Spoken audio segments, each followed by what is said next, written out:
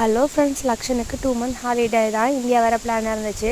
காலையில் தான் பசங்களோட ட்ரெஸ் எல்லாம் பேக் பண்ணி லக்கேஜ் எல்லாம் ரெடி பண்ணிக்கிட்டு இருந்தோம். ஒரு 2 மணி போல் சாப்பிட்டுட்டு டாக்ஸி புக் பண்ணியிருந்தோம். டாக்ஸி வந்துருந்துச்சு. டாக்ஸியில் கிளம்பி ஏர்போர்ட்டுக்கு போய்கிட்டு இருந்தோம். பசங்க தான் அவங்க அப்பாவை ரொம்ப மிஸ் பண்ணாங்க. அவங்க அப்பாவும் மிஸ் பண்ணுறதுனால கூடயே வச்சுக்கிட்டு இருந்தார். ஃபைனலாக ஏர்போர்ட் ரீச் ஆகிட்டு லக்கேஜ் போட்டுட்டு போர்டிங் பாஸ் வாங்க வரைக்கும் அவங்க அப்பா கூட இருந்தாங்க. அப்புறம் எல்லாம் முடிச்சுட்டு ஃபைனலாக ஏரோப்ளேன் போயிட்டோம். குட்டி தான் கொஞ்சம் சேட்டை பண்ணிக்கிட்டே இருந்தான். அவனுக்கு இது புது எக்ஸ்பீரியன்ஸாக இருந்துச்சு. ஒரு 4 மாதம் குழந்தையில நாங்கள் தாய்லாந்துக்கு போனோம். இப்போ 1.5 வயசு கிட்டாச்சு.